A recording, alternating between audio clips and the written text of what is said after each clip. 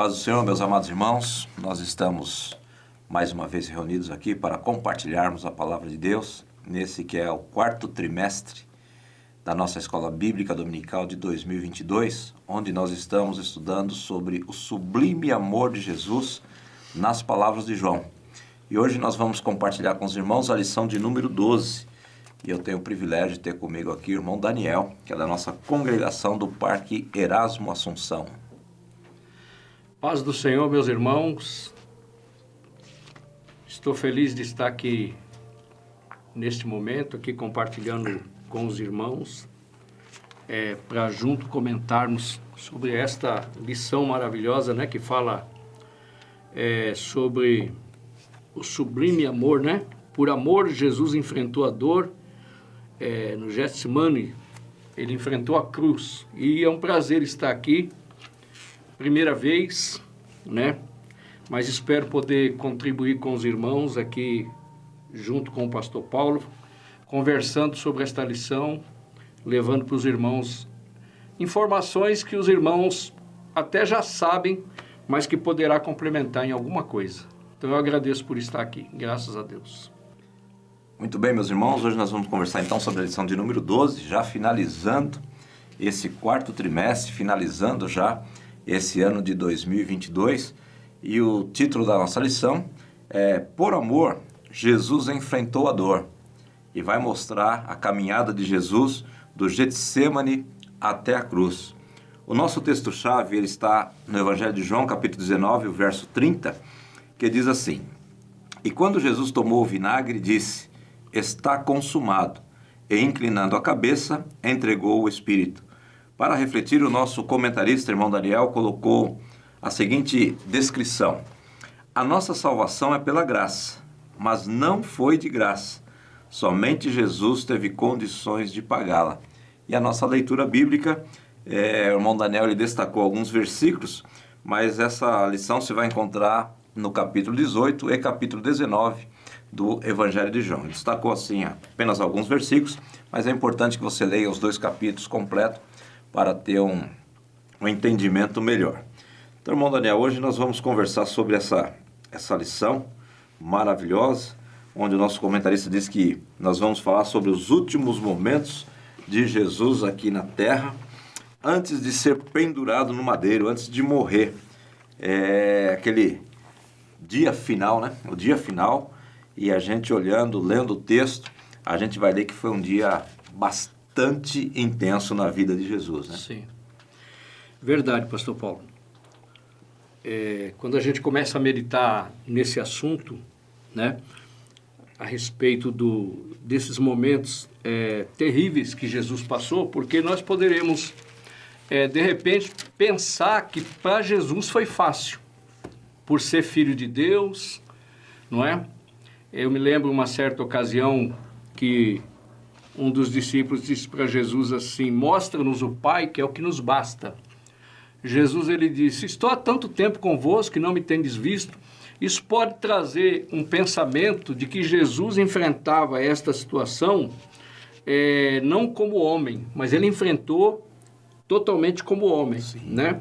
Ele abriu mão de si, do poder que ele tinha, da glória que ele tinha para com o Pai, para vir a esse mundo despojado de toda a glória do céu, para poder viver na terra essa vida que ele viveu por amor à humanidade, né? Então, é como diz a lição nesse momento, que ele enfrentou a dor do Getsemane na cruz, e o nosso irmão Daniel, ele fez esse comentário mostrando os momentos que Jesus passou, muito difícil. Eu acredito que nós, quando passamos uma determinada luta, e a luta ela é uma luta assim, digamos que uma luta forte, difícil de se passar, nós sabemos como funciona o nosso emocional, a nossa mente, como é que fica, né? Ficamos muitas vezes atribulados, e essa tribulação muitas vezes ela nos atrapalha a fazer coisas do cotidiano da vida cristã, que o cristão sabe que deve fazer, é bom fazer, vai ajudá-lo a superar aquele momento, mas nós, como seres humanos, muitas vezes, nós deixamos, muitas vezes, de orar, deixamos de nos dedicarmos à palavra de Deus, né? Mas eu acredito que Jesus, ele, como homem perfeito que era, porque a Bíblia Sagrada diz que em tudo ele foi tentado, mas sem pecado, né? Eu acredito que Jesus, ele como homem, ele assumiu um compromisso para iniciar e terminar a responsabilidade que Deus deu para ele. E o irmão Daniel, ele coloca aqui na nossa lição, ele no tópico primeiro, ele fala dessa trajetória de Jesus, né? Ele coloca já desde o nascimento de Jesus, aquela perseguição com Herodes. A Bíblia, ela silencia num determinado período da vida de Jesus Cristo, ela não nos dá informações. Sim. Há muitas especulações a respeito, mas a Bíblia mesmo, ela não nos oferece essas informações. E Jesus, lá nos seus 30 anos aproximadamente, ele começa o seu ministério de uma forma muito interessante, muito importante, mas assim, a nossa lição desse domingo, ela vai focar naqueles 2 últimos dias, e foram dias inteiros. Se a gente pegar o que João descreve, ele pega desde o capítulo 13 até praticamente o capítulo 19, para contar um dia e meio, vamos dizer assim, mais ou menos, da vida de Jesus. Um dia da vida de Jesus, você pegar desde aquela lavagem dos pés dos discípulos, depois a conversa que ele entabula com os discípulos, capítulo 14, capítulo 15, capítulo 17, ele faz aquela oração maravilhosa. Aí João chega no capítulo 18 dizendo assim: tendo Jesus dito isso. Sim. E a gente subentende que foi a oração do capítulo 17, né? Que ele orou pelos discípulos e orou por nós também, graças a Deus que Jesus orou por nós. E diz que ele saiu, dito estas coisas, ele saiu com seus discípulos e foi para além do ribeiro de Cedron, onde havia um horto, e Jesus entrou ali. Esse horto é conhecido como o Jardim do Getsemane, né? Sim. Jardim do Getsemane. Eu tive o privilégio de estar lá no Jardim do Getsemane. É evidente que já não tem as mesmas características da época de Jesus, né? Mas é um lugar onde você relembra um momento de agonia de Jesus. Esse texto é interessante, essa passagem é interessante, que é das poucas passagens que os 4 evangelistas comentam, né? Tem coisas que só 3, os sinóticos, comentam, mas João, ele nesse texto aqui, é um dos poucos que João vem junto. O comentário de João aqui, ele é um pouco particular em relação ao comentário dos outros. João, por exemplo, ele não conta da agonia de Jesus saindo para orar, né? João não conta essa parte, ao passo que Mateus, ele fala que Jesus foi orar e os seus discípulos dormiram. João, ele não entra nesse assunto, né? Verdade. É interessante a gente parar para pensar nesse momento da vida de Jesus, né? Porque conforme o irmão falou a respeito dos demais capítulos aqui, a gente vê que Jesus, ele se preocupou por ele saber do que se aproximava e que chegaria o momento que ele não estaria mais com os discípulos. Porque eu acredito que ele estava muito... essa preocupação era normal de saber, porque ele estava muito empenhado em estar instruindo os discípulos, como que os discípulos se comportariam depois, quando ele não estivesse. Até porque ele conhecia a estrutura dos discípulos, né? Chegou e falou: Pedro, quando você se converter, confirma teus irmãos. Então, verdade. Mesmo naquele período ele sabia. Verdade. Teve o período de preparação, mas era insuficiente, né? Sim. Para os desafios que viriam posteriormente. Com certeza. E aí, os discípulos eram pessoas que tinham vivido cada momento com Jesus. Sim. Né? Eles viveram momentos, tenho certeza que... A Bíblia Sagrada diz que quando Jesus foi convidado para aquela festa de Canaã, eles também foram convidados, né? Participaram de momentos bons com Jesus. Mas eles participaram de momentos também quando eles puderam ver Jesus, quando Jesus ele se aproximava de alguém e ele olhava para alguém, como no caso nós estudamos aqui também nessa revista, sobre o homem que ele vivia, ele era um coxo deitado à beira daquele tanque de Betesda, e Jesus vai passando por ali e vê ele, se aproxima dele, pergunta para ele, né? Você quer ficar são? Né? As pessoas, até eu já vi pessoas assim, conversando num tom de brincadeira, ao mesmo tempo parece que, de alguma maneira, ironizando a pergunta que Jesus fez, mas o certo é que os discípulos participaram de tudo aquilo. Sim. E aprenderam bem com Jesus. Né? Mas é interessante a gente ver agora Jesus ele indo para esse lugar, quando estava bem próximo dele passar o pior momento de toda a sua história, né? E é muito interessante e parece que é do homem. O homem viver tantos anos, experiências, não muitas vezes, quem sabe ele sendo a pessoa que estava, digamos, orando, vendo alguém sendo curado, mas convivendo com alguém que fazia como Jesus fazia, né? Jesus curava e os discípulos estavam ali. Jesus pregava, os discípulos estavam ali. Naquele momento da multiplicação do pão, os discípulos estavam ali. Mas quando Jesus foi orar e estava angustiado, é interessante como os discípulos naquele momento simplesmente eles relaxaram, deitaram e dormiram. O irmão usou uma expressão aí que até anotei aqui. O irmão falou do pior momento da vida de Jesus, né? E o nosso comentarista, ele colocou aqui, ó. Agora Jesus está às vésperas de sua morte. Sim. Já havia sido traído. O Sinédrio já tomara a decisão de matá-lo. Jesus sente o peso da dor e do sofrimento. Ao término do seu último encontro com seus discípulos, ele sai para travar as maiores batalhas da sua vida. Aí ele vai enfrentar a angústia da morte. Sim. Ele vai enfrentar a traição, as humilhações, os açoites, a coroa de espinhos, as injúrias, calúnias e difamações que acabaram culminando com a morte da cruz. Sim. Uma das penas mais cruciantes de toda a história da humanidade. Então, veja que o irmão fez um comentário de que Jesus ele foi na festa de Caná, Jesus ele curou o paralítico de Betesda, Jesus ele ressuscitou Lázaro, Jesus fez isso, fez aquilo. E a expectativa que se tinha é que aqueles discípulos se apegassem tanto com Jesus, que Jesus jamais fosse traído, Sim. Jesus jamais fosse negado. O irmão Daniel colocou até aqui na lição, no tópico B, sobre a dor da traição. Ele colocou aqui, uma das maiores tristezas que pode afligir uma pessoa é a dor de ser traída. A traição machuca ainda mais quando vem de alguém muito próximo e de muita confiança. Sim. Na realidade, sim, eu penso que traição, ela só pode, não sei se eu estou até equivocado nesse pensamento, né? Ela só pode vir da parte de alguém muito próximo, porque assim, um distante, ele não vai te trair se não está próximo, se não está perto, se você não tem confiança. Um adversário, inimigo, se ele fizer algum mal para você. Mas a traição, ela dói muito porque, via de regra, ela é praticada por alguém que está ali, que come a mesa contigo, sim, que compartilha dos seus momentos, conhece os teus segredos, né? Conhece a tua vida. E Jesus, ele na realidade, ele se abriu, ele se entregou aos seus discípulos. E quando eu digo se entregou, não estou nem falando da entrega à morte, mas ele foi transparente, né? Sim, ele totalmente. se mostrou, ele se revelou quem era aos seus discípulos.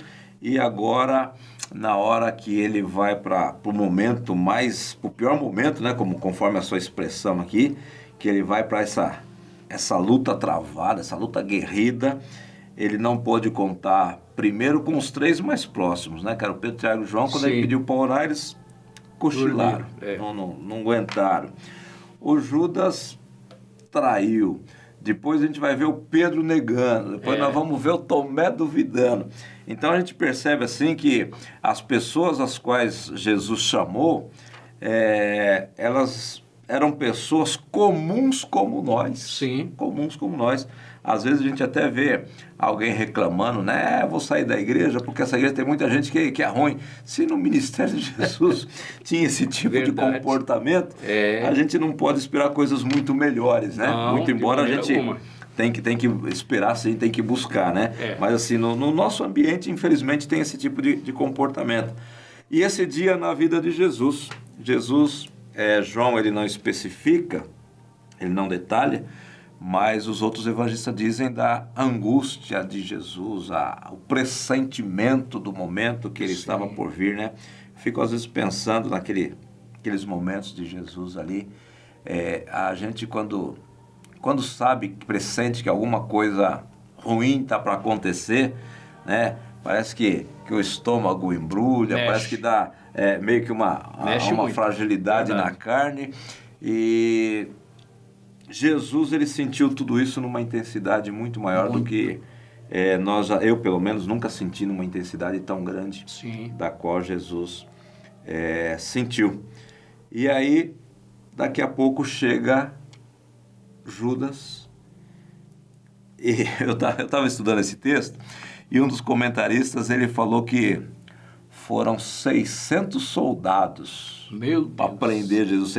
Quando o João cita aqui a corte, ele fala de 600 soldados, né? Um outro comentarista diz assim, não dá para precisar quantas pessoas eram, porque o texto não diz.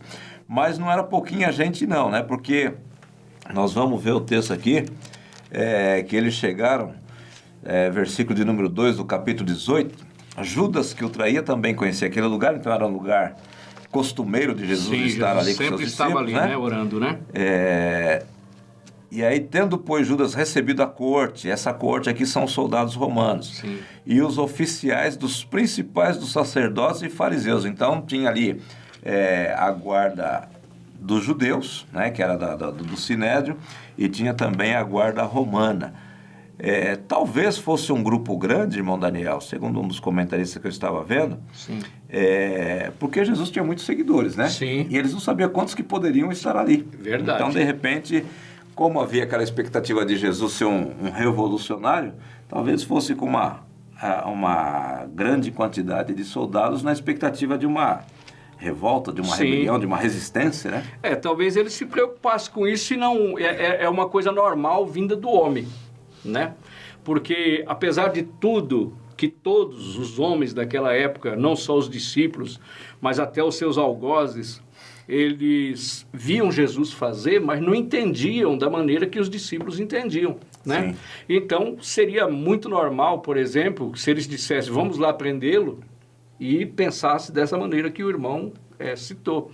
Vamos levar uma quantidade de soldados aqui, porque nós não sabemos qual vai ser a reação dos discípulos. Se a gente pegar esse ponto de vista, a gente vai dizer que Pedro colocou em risco todo o projeto. Porque assim, quando chegam para prender Jesus, Pedro saca da espada, sim, e ele quer defender Jesus, ele quer defender o grupo de discípulos.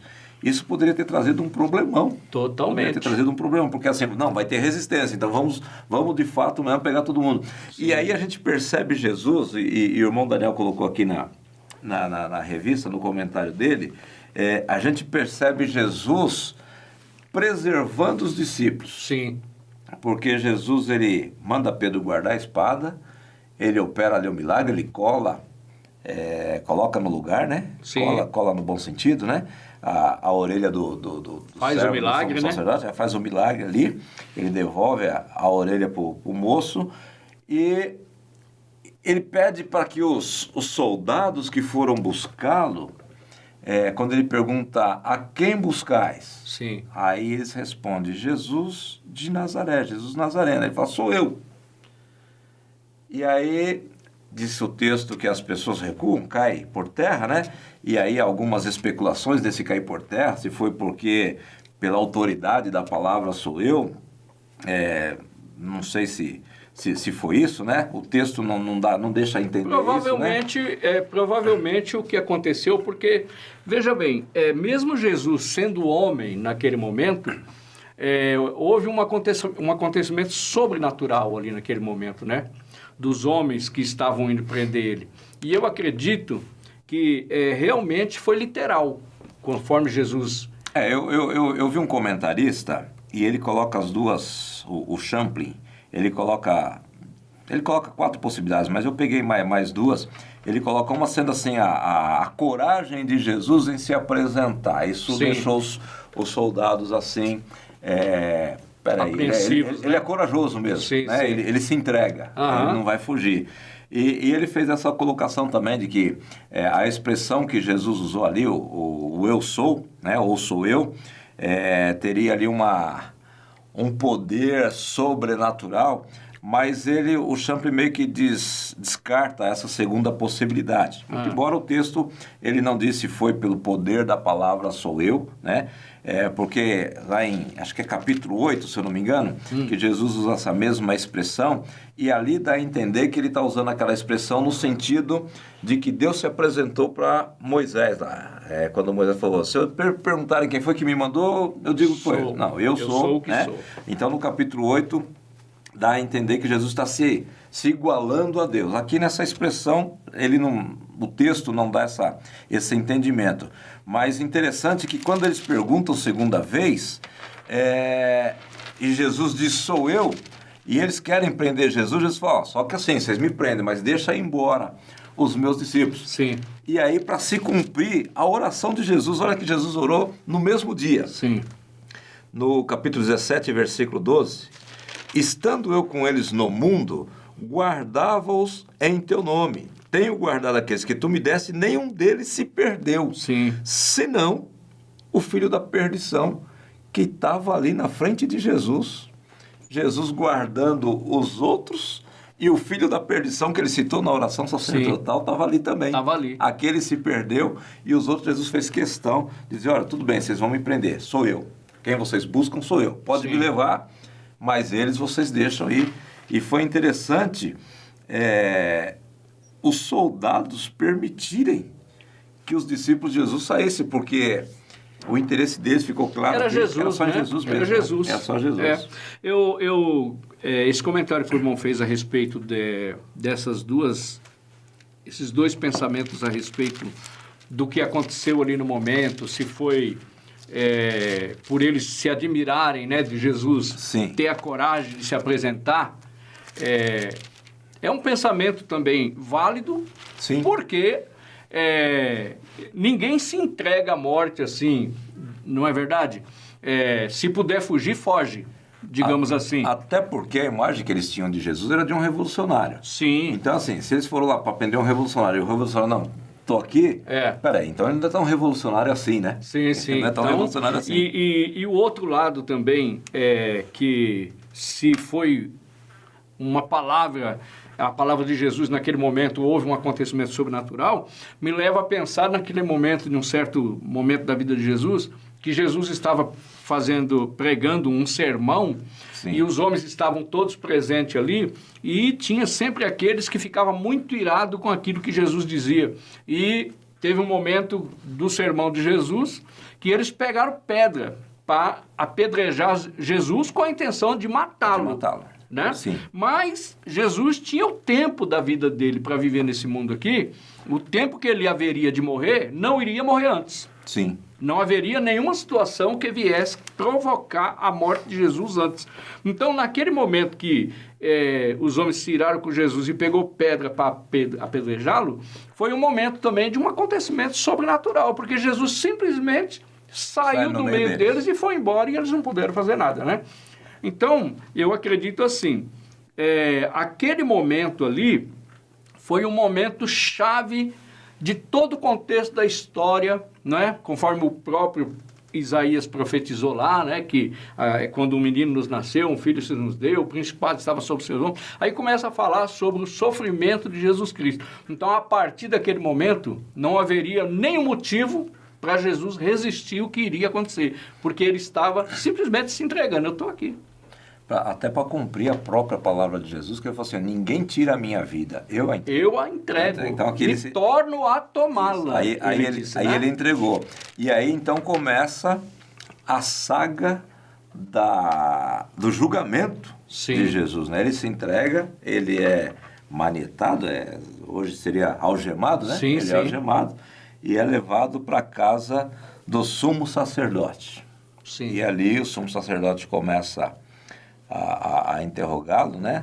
Na verdade, João, ele coloca dois sumos sacerdotes, né? Ele coloca o Anás e depois coloca o Caifás. Sim.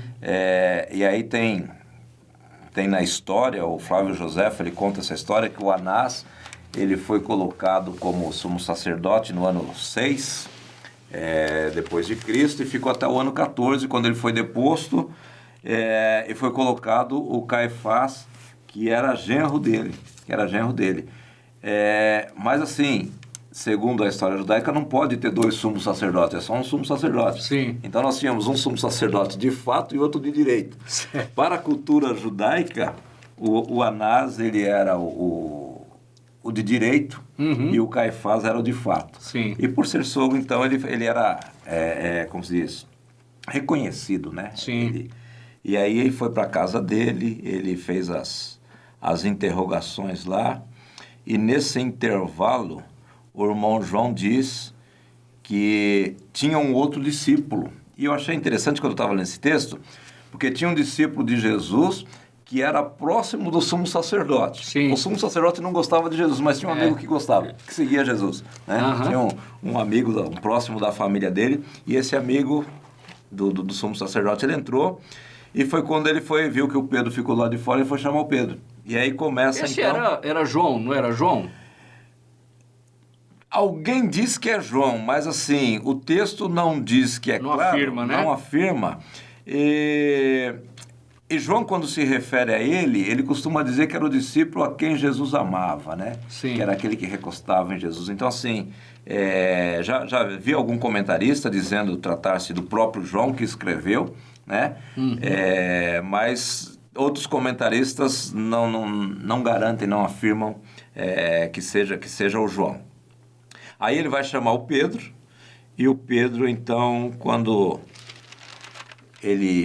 esse discípulo vai lá na moça que estava aguardando a entrada e pede para ela deixar o Pedro entrar, ela já pergunta, você é um deles? E o Pedro, não, de jeito nenhum. Se arrepender de ter entrado. Não sou, não. E aí tem o julgamento, e na casa do Anás é onde eles vão perguntar a respeito da doutrina de Jesus, capítulo 18, versículo 19. Sim. O sumo sacerdote interrogou Jesus acerca dos seus discípulos e da sua doutrina. Veja que eles queriam que Jesus entregasse os seus discípulos, mas Sim. Jesus já tinha demonstrado que ele veio para queria proteger os seus discípulos. Ele não entregou. Lá no horto, no jardim, no Getsemane, ele já poderia ter deixado os seus discípulos sofrerem junto com ele, mas ele falou, não.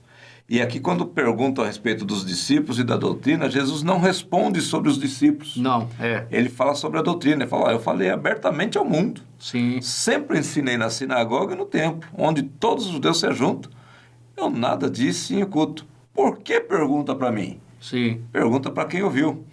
É interessante que um dos criados, um dos guardas, provavelmente aqui, não gostou da resposta de Jesus. Achou que ele foi mal criado. Achou que Jesus foi ofensivo. Bateu na face de Jesus, né? E bateu em Eu Jesus. sempre pensei nessa situação que ocorreu naquele momento ali, né? Quando esse servo do sumo sacerdote bateu em Jesus. E Jesus disse assim, amigo, por que você me bateu? Né? Eu acredito que igual alguém quando faz alguma coisa que não deveria ter feito, faz na emoção, ele fez naquele momento e bateu em Jesus. E aquilo ali eu acredito que depois ele mesmo ficou pensando, por que eu fiz isso? Qual foi a razão que eu fiz? Porque Jesus não esboçou nenhuma reação, Jesus não foi mal educado, até porque Jesus era muito educado. Né? As pessoas, às vezes, tem pessoas que quando ele prega ou quando ele vai falar a palavra de Deus, a gente percebe que ele quer falar de uma forma, muitas vezes assim, vamos supor, o fulano de tal, ele é calmo, então ele prega calmo. O outro, ele é um pouco mais enérgico, né, na maneira de falar, isso naturalmente. Mas Jesus não. O próprio Jesus, ele disse assim, olha, aprendei de mim, porque eu sou manso e humilde, né? Eu acredito que Jesus, ele pregava de uma maneira justamente enquadrado dentro daquilo que a própria palavra de Deus diz. Se não me falha a memória, eu não sei se é Provérbios ou Eclesiastes, né? Que a palavra dura suscita a ira, a branda quebranta o furor, né? Então, eu acredito que quando Jesus falava, ele falava de uma maneira agradável. mas quando precisava ser firme, ele Sim. virava a mesa dos cambistas. Ah, sim, teve esse momento aí que Jesus ele não poupou, não é? Ele realmente ele se comportou de uma forma assim, mas expressando um zelo profundo, né? Sim, sim. Ele disse, o zelo da casa de meu pai me consome, porque consumia mesmo, né? Mas então eu acredito que esse cidadão que bateu em Jesus naquele momento, ele mesmo depois ele parou para pensar o porquê que ele fez aquilo com Jesus. Porque Jesus já tinha se entregado, Jesus não fugiu, Jesus não... Ele sabia de tudo que ia acontecer na vida dele. Jesus era a única pessoa na Terra que sabia tudo que ia acontecer com ele, né? Ele sabia que o que ia acontecer com ele era as piores coisas que o homem poderia fazer com o ser humano, ele faria com isso, ele. né? Ele veio para isso. Ele veio para isso. Então... E até a resposta de Jesus, ela demonstrou o que o próprio Isaías disse, né? Que como um cordeiro mudo, ele não abriu a sua boca, e não abrir a sua boca, que é não esbravejar, é não ser contundente, né? Jesus, ele respondeu até com poucas palavras aquilo que lhe perguntaram. Sim. E aí ele vai para a casa do Caifás, o Pedro nega ele mais 2 vezes, e aí o galo canta. E aí o Pedro, ele se lembra da palavra de Jesus. E a gente percebe, irmão Daniel, nessa passagem do Pedro, que a gente precisa tomar muito cuidado com aquilo que a gente pensa de nós mesmos. Verdade. Porque quando Jesus disse que ele seria entregue na mão dos malfeitores, o Pedro foi o primeiro a se colocar, falou, não, vou contigo até a morte, se preciso for. Sim. De jeito nenhum, né? Ele se colocou ali como um defensor, como alguém que é parceiro mesmo, que ia até o final. E agora aqui o Pedro, sem querer ou sem perceber, sem se dar conta, na realidade, ele acaba negando não somente a Jesus, mas negando a si mesmo, Sim. acerca das convicções que ele tinha acerca de si próprio. Verdade. Que ele achava que ele era fiel, que ele iria até o fim, que ele não recuaria, que ele acreditava mesmo naquela mensagem, que ele acreditava mesmo naquela doutrina, e agora o Pedro, ele se pega negando Jesus. Sim, mas sabe o que eu penso aqui? É uma experiência, um exemplo para nós, né? Porque a vida cristã é uma trajetória de vida totalmente diferente da vida que nós vivíamos antes de ser cristão, né? Sim. Quando a pessoa se converte, a pessoa vem do jeito que ele é. E muitas vezes ele acha que no Evangelho ele vai ser a pessoa que ele era lá. Até na maneira de lidar com as circunstâncias da vida. Mas a gente percebe que a palavra ela vai limpando. E os acontecimentos da vida... eu me lembro, numa certa ocasião, que assim que eu aceitei Jesus, eu fui trabalhar com um rapaz numa empresa de pintura. E lá no mundo, a gente, para falar palavrão, para brigar, para xingar, a gente faz com muita naturalidade e aquilo para a gente não tanto faz, né? E eu me lembro que eu fui trabalhar com um rapaz... E o rapaz que tomava conta do trabalho lá, ele falou comigo de uma forma agressiva, e eu xinguei um palavrão na hora. Eu já tinha aceitado Jesus. E aí, quando eu falei o palavrão, eu me lembro que da minha boca foi como sair uma bola. A minha boca fez assim, ó. Saiu mesmo, literalmente eu senti saindo uma bola. Então, ocorre que o que aconteceu com Pedro ali naquele momento foi um aprendizado para a vida dele.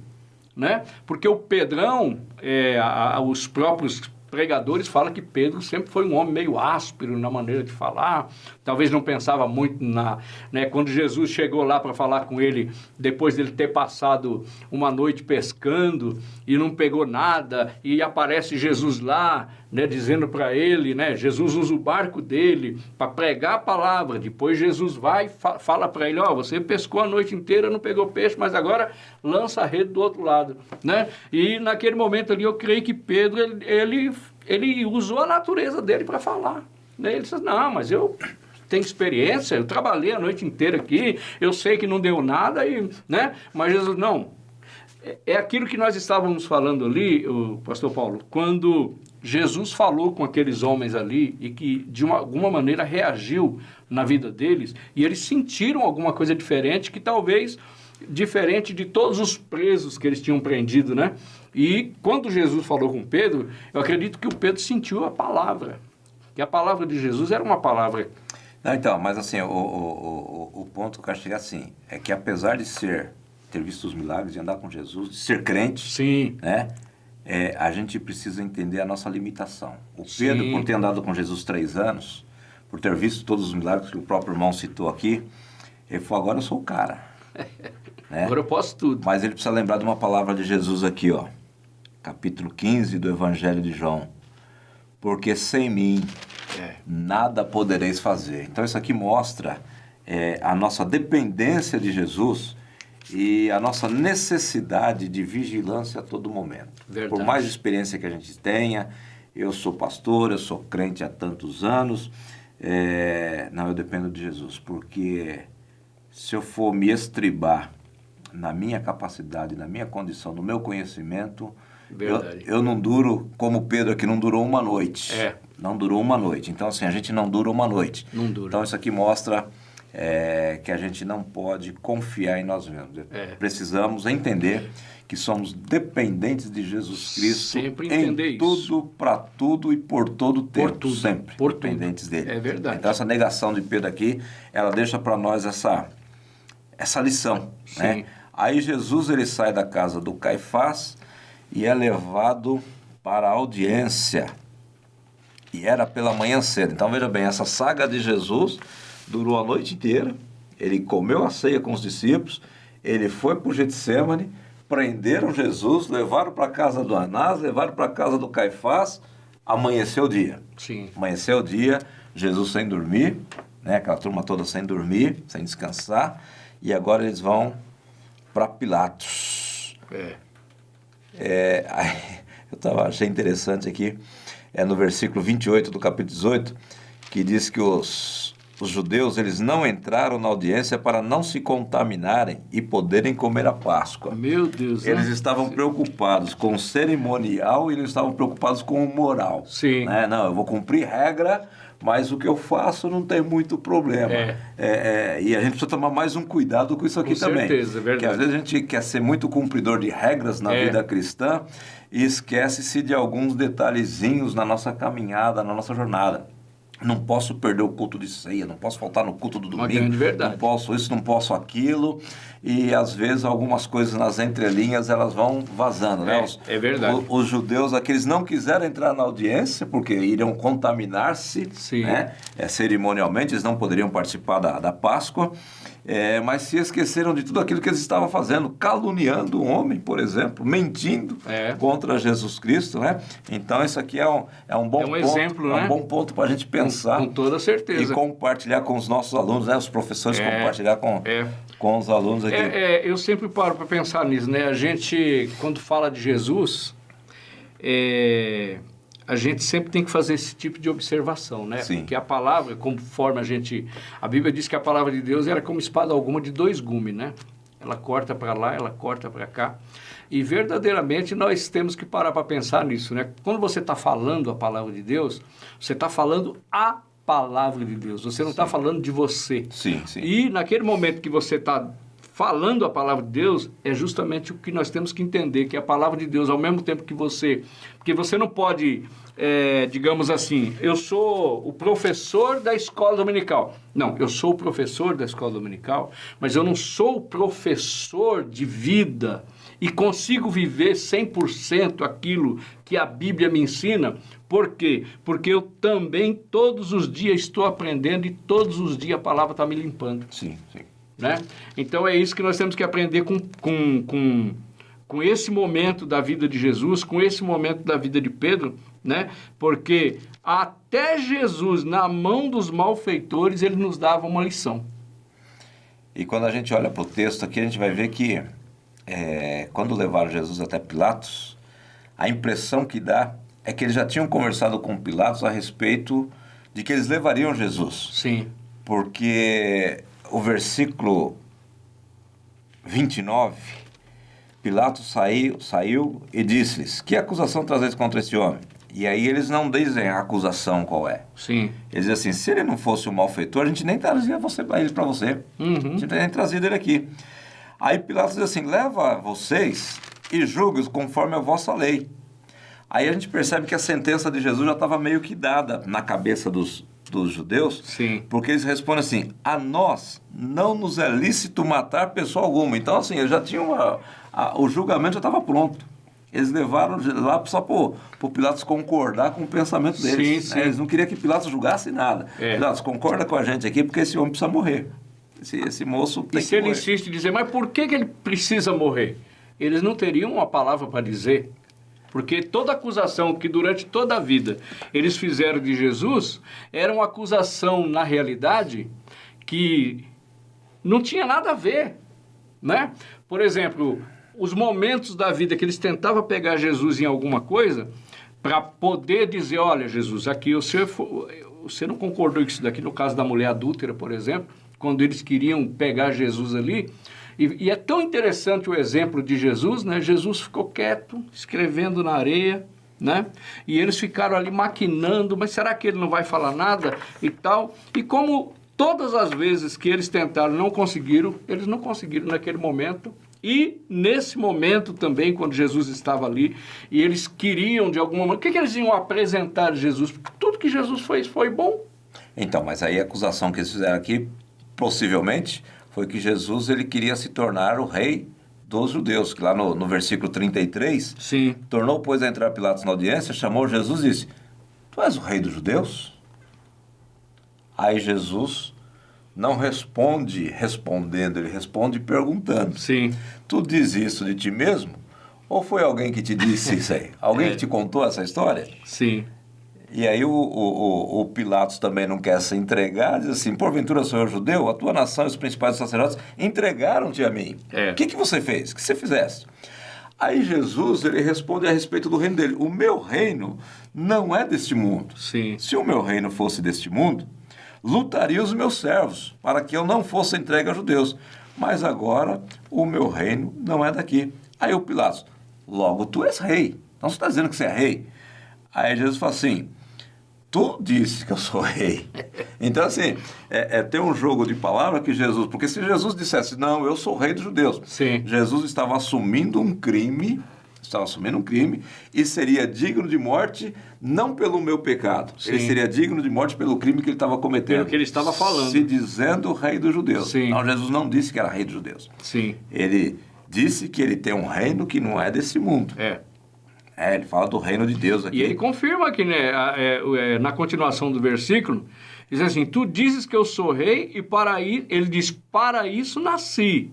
Né? Isso, exato. Para isso nasci e para isso vim ao mundo, a fim de dar testemunho da verdade. Todo aquele que é da verdade, ouve a minha voz. Aí o Pilatos pergunta para ele o que é verdade, vira as costas, vai embora. E aí o Pilatos vem com uma ideia mirabolante. Sim. Né? De soltar, de propor a votação. Quem vocês querem que solte? Porque, segundo aqui, era um costume de, por ocasião da Páscoa, soltar alguém. Preso, né? Na verdade, esse costume aqui, eu fui procurar a origem desse costume e não existe historicamente quando começou isso. Alguns comentaristas dizem que provavelmente foi na época do domínio romano mesmo, querendo agradar aos judeus ali naquele período, naquela época, que eles colocaram essa condição aqui de soltar um prisioneiro por ocasião da Páscoa. Então não era um costume judeu, mas era alguma coisa que foi colocado, segundo comentaristas, né? Foi colocado pelos romanos. Porque não tem, biblicamente falando, não tem histórico disso. Histórico disso, né? E na realidade também, naquele momento, acho que ele usou essa palavra para se livrar da responsabilidade que jogaram para cima dele, né? Na realidade, o Pilatos foi advertido pela esposa. Cuidado que você vai fazer com esse homem. Eu já perdi noite de sono. Foi. Né? E aí o Pilatos tentou agradar gregos e troianos, né? Sim, sim. Então ele propôs a troca de Jesus por Barrabás. E o povo então pediu que soltasse Barrabás. E aí o Pilatos... ele mandou açoitar Jesus. mandou tecer uma coroa de espinhos, puseram na cabeça de Jesus, vestiram ele com veste de púrpura, e aí as pessoas gritavam, salve, rei dos judeus, e batiam em Jesus. E aí Pilatos traz de novo Jesus para fora e se coloca ali, olha, eu não vejo crime nesse homem, vocês trouxeram ele aqui, mas... E ao mesmo tempo que ele diz, eu não vejo crime, ele teve algumas atitudes com Jesus que só se fazia com o criminoso. Sim, sim. Né? Ele açoitou Jesus, né? Ele abriu mão de Jesus naquele momento ali para que se fizesse de Jesus o que os homens quisessem fazer. Exato. Mas eu começo a observar uma situação que ocorreu aqui, porque Jesus ele precisava, aquilo que ele veio fazer precisava acontecer. Né? O caminho que Jesus ia para a morte, é interessante como os homens se embaraçaram dentro da situação e não tiveram o que fazer, né? Diante daquela exigência dos judeus de acusar Jesus de crime, que não existia crime, mas que eles queriam arrumar um crime para Jesus, e agora eles se veem dentro de uma situação e a palavra de Deus, querendo ou não, a palavra de Deus ela ia se cumprir. Né? Então, o que a gente vê aqui é a palavra de Deus fiel e verdadeira se cumprindo, né? E eu acredito que o inimigo das nossas almas, o que ele queria nesse momento aqui, talvez, fosse que alguma coisa ocorresse que Jesus não morresse. Porque se Jesus não morresse, não tinha salvação para a humanidade. E aí, então, Pilatos propõe essa troca, né, de Jesus com Barrabás. Aí ele entrega Jesus para os judeus e diz, tomai-o vós e crucificai-o, porque eu nenhum crime acho nele. Sim. Aí os judeus respondem, nós temos uma lei, e segundo a nossa lei ele deve morrer, porque se fez filho de Deus. Quando Pilatos ouviu esta palavra, mais atemorizado ficou. Mas aí a audiência já estava chegando ao fim, e a sentença de Jesus já estava praticamente dada. Sim. Né? Jesus foi entregue, então, no versículo 16 do capítulo 19, então entregou-lhe para que fosse crucificado, e tomaram a Jesus e o levaram. E aí, então, tem até um hino, né, que chama Via Dolorosa, né? Sim. Quando põe a cruz às costas de Jesus, e ele tem que caminhar até o lugar chamado Calvário, que em hebraico se chama Gólgota. E ali Jesus, então, ele é crucificado, ele é erguido entre céu e terra, colocado numa cruz, e Pilatos manda colocar a sentença, que era costume colocar a sentença, segundo historiadores. Sim. Eles colocavam a sentença ou sobre a cruz, ou então pendurada no pescoço do condenado. Sim. Dizendo o porquê que ele estava morrendo. Não podia matar ninguém sem motivo, né? Então, puseram ali qual que era a sentença de Jesus. E a sentença de Jesus foi, Jesus Nazareno, rei dos judeus. Ele morreu por causa disso. Ele era Jesus Nazareno. E ele era verdadeiramente, né? Sim. Ele era verdadeiramente, essa descrição aí não era mentira. Sim. Né? Sim. Mas para eles estavam matando ele e acusando ele disso, né? Como se ele estivesse mentindo a respeito daquilo que ele tinha... Aquilo que ele era, na verdade, né? A lição aqui, Pastor Paulo, está falando sobre a humilhação de Jesus, né? Isso. A humilhação de Jesus, né? O que ele passou, o que ele sofreu como filho de Deus. Há pouco aí o pastor falou sobre quando Jesus ele disse assim, olha, ninguém tira a minha vida, eu dou a minha vida, eu me entrego. Né? Agora, como filho de Deus, passar por tudo que ele passou, e como não, na realidade ele disse, eu estou aqui e faça de mim o que vocês acharem melhor fazer. Né? E ele foi humilhado de todas as formas, né? Como filho de Deus, ele abriu mão, imagina Jesus abrir mão da sua glória que ele vivia com o Pai, e ele passar na mão das suas criaturas, porque Jesus, ele participou da criação. Sim, sim. Né? A Bíblia diz que ele estava lá. Né? E conforme está escrito lá no primeiro capítulo de João, que no princípio ele era o Verbo era Deus e o Verbo estava com Deus, ele estava lá desde o princípio, e agora ver Jesus na mão do ser humano, eu fico pensando assim, meu Deus do céu, que coisa terrível, né? Essa humilhação de Jesus, ela foi realmente tremenda, que é tudo aquilo que a gente tem falado, né? De Sim. ser xingado, cuspido, esbofeteado, açoitado, zombado, né? Sim.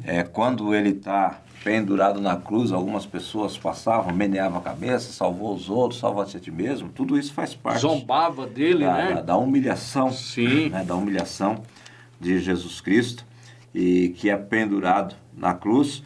E aqui no último tópico da nossa lição fala que a crucificação de Jesus é a expressão máxima do seu amor. Expressão máxima. Ninguém tem amor maior do que esse de dar a sua vida pelos seus amigos. Ninguém. Né? Paulo, escrevendo aos Romanos no capítulo 5, ele diz que Deus, ele prova o seu amor para conosco em que Cristo morreu por nós, sendo nós pecadores. Sim. E dentre tantas expressões de amor de Jesus, morrendo em lugar da humanidade, quando ele está nessa humilhação total, quando ele está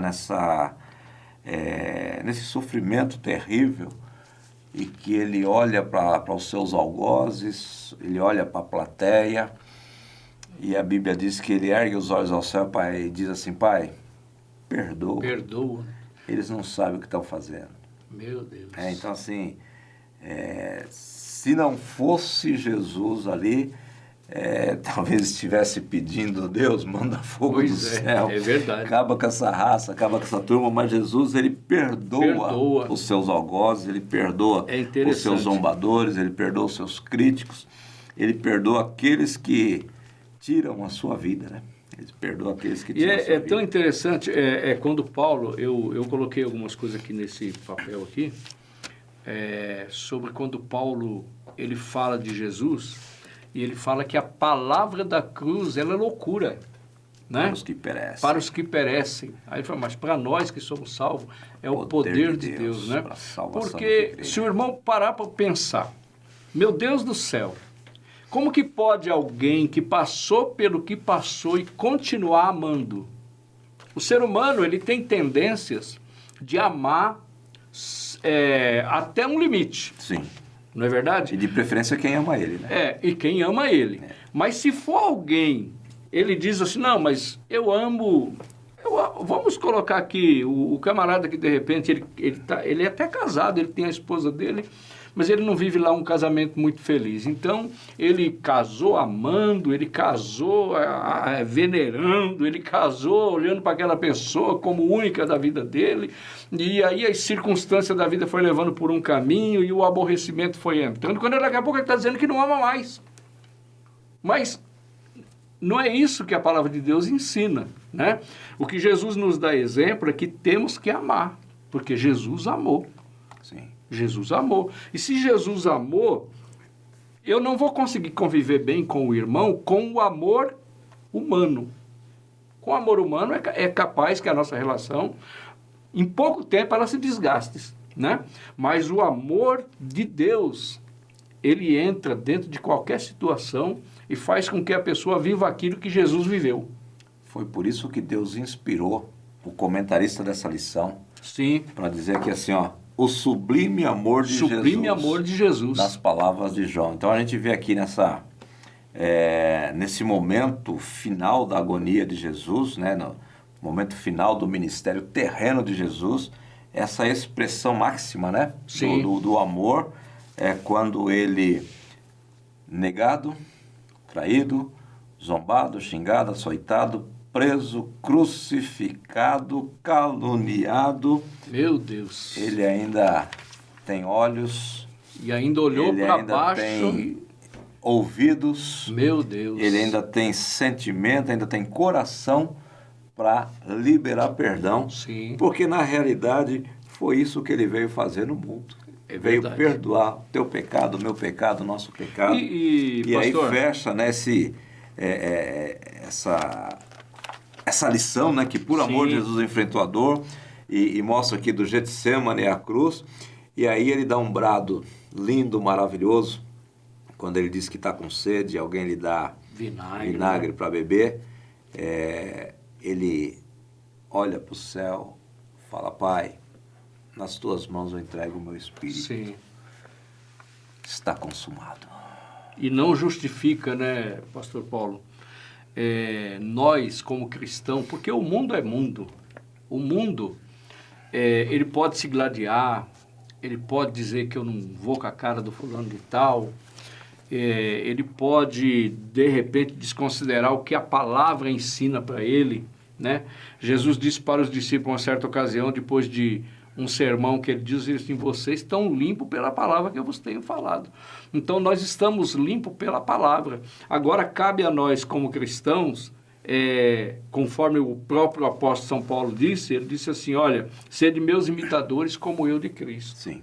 Né? Eu sei que não é fácil, é como o irmão mesmo falou a respeito de nós temos que reconhecer quem somos, porque nós não somos nada, nós somos, a própria palavra diz assim, que as misericórdias do Senhor é a causa de não sermos consumidos. Então, mas o que a palavra nos ensina é sobre esse amor. Sim. Sobre esse amor que eu olho para o meu irmão, que não é do meu sangue, mas a palavra me dá condição para amá-lo, né? Para considerá-lo. Porque Jesus até nisso ele deu exemplo. Jesus estava lá dando um sermão lá, alguém chega lá e fala assim, sua mãe e os seus irmãos estão aí fora te chamando aí. Ele falou: olha, minha mãe e meus irmãos é aquele que faz a vontade de Deus, né? Então Jesus sempre mostrou que esse elo, esse amor divino, ele é superior a qualquer tipo de expressão de amor que o homem possa, no seu natural, querer demonstrar. E aí, fechando essa lição de hoje, irmão Daniel, Jesus, na realidade, ele não expressa com palavras o amor, né? Somente Sim, de palavras. Ele expressa com atitudes. E assim, e esse momento, esse dia de Jesus aqui, de Getsemane, esse dia de Jesus de julgamento, esse dia de Jesus de Calvário, de Gólgota, é a maior expressão de amor. Sim. E a gente fecha essa lição aqui, pedindo até ao irmão que faça aí para os nossos professores que estarão ministrando essa lição, as considerações finais, né, dizendo aí qual que é o bom dessa lição aqui, para que a gente possa não só experimentar, mas viver e compartilhar esse sublime amor de Jesus Cristo aqui. Amém. Então, essa lição que nós aqui hoje podemos estudar, compartilhar aqui, junto com eu aqui, o pastor Paulo e os irmãos, verdadeiramente, como disse o pastor Paulo, Jesus ele não mostrou amor por palavras, porque a palavra é interessante, a Bíblia diz que nós somos escravos das nossas palavras. Jesus disse, olha, pelas tuas palavras será julgado, pelas tuas palavras será justificado. Mas existe uma coisa em Jesus que ele demonstrou na prática, que verdadeiramente ele amou. E quem ele amou? A lição que fica aqui para nós é quem ele amou. Porque é muito fácil eu dizer para minha esposa, eu te amo. É muito fácil eu dizer para o meu irmão, eu te amo. Para o meu filho, eu te amo. Para alguém que me fez o bem, eu te amo. Mas as pessoas que Jesus demonstrou esse tipo de amor aqui, eram pessoas que nem perguntavam por ele. Eram pessoas que nós vivíamos em pecado, vivendo a nossa vida da maneira que nós entendíamos que era correto, desagradando a Deus, praticando coisas que deixavam a Deus muito triste. Mas o que fica para nós de lição aqui e que nós precisamos passar para os nossos irmãos na escola dominical é a prática do amor. E a igreja não pode perder isso. Quando nós falamos que temos o amor cristão, nós temos que mostrar na prática, né? Nos empenhando sempre em estar pronto para servir, né? Quando soubermos que temos ali um irmão necessitado, nós juntos trabalharmos para o bem daquele irmão. Um irmão que está enfermo, nós não podemos esquecer daquele irmão enfermo, nós temos que ir ali orar por ele. E muitas outras coisas nós podemos fazer, tudo para a glorificação do nome do Senhor Jesus. É isso que nós temos que aprender com Jesus. Jesus morreu na cruz, né? A Bíblia diz assim: Deus prova o seu amor para conosco, em que Cristo morreu por nós, sendo nós ainda pecadores, né? E agora nós precisamos orar, pedir graça a Deus, porque naturalmente nós não vamos conseguir, mas com a graça de Deus nós vamos conseguir. Conforme o próprio Jesus disse, ele disse: eu vou embora, vocês vão ficar aqui e farão obras maiores ainda. Muito bem, meus irmãos, nós estamos chegando ao final do bate-papo, do comentário dessa lição de número 12. E eu gostaria de deixar para os irmãos a conclusão que está na nossa própria revista, né? Dizendo que a entrega de Jesus ela foi uma entrega plena, apesar de ele saber de todo o sofrimento que ele passaria, de toda a dor que ele sofreria. Ele não negou, ele não recuou, e que esse sofrimento, essa morte de Jesus, ela garantiu a todos aqueles que creem em Jesus Cristo como seu Salvador a restauração da sua vida eterna na presença de Deus, a salvação em Cristo Jesus. Meu querido professor, que aquilo que nós comentamos aqui possa ser útil para você no preparo da sua aula, que Deus ele te dê graça, te dê sabedoria, entendimento, e que você possa preparar a melhor aula da sua vida e compartilhar com seus alunos. Nós vamos finalizar agora com uma oração. Queremos que você ore conosco. Bondoso Deus e eterno Pai, queremos te louvar, Senhor, por este momento em que aqui passamos compartilhando, Senhor, a Tua palavra. Senhor, que tudo aquilo que aqui foi dito seja útil, Pai, para aquele professor, aquela professora que vai preparar a sua aula, Jesus, para que no próximo encontro com seus alunos, Senhor, possam ser ferramentas, instrumentos em Tuas mãos, que o Espírito Santo possa usá-los, Senhor, de forma poderosa e sobrenatural, que haja crescimento, Senhor, em todas as áreas da vida, não só dos professores, mas também de cada aluno. Pai Celestial, nós oramos a Ti e por tudo, Senhor, nós somos agradecidos em nome do Senhor Jesus Cristo. Amém. Amém. Que Deus te abençoe, em nome de Jesus Cristo. Muito obrigado, irmão Daniel. Que Deus continue abençoando a sua vida. Eu que agradeço, meu irmão. Que Deus abençoe nossos irmãos, em nome de Jesus.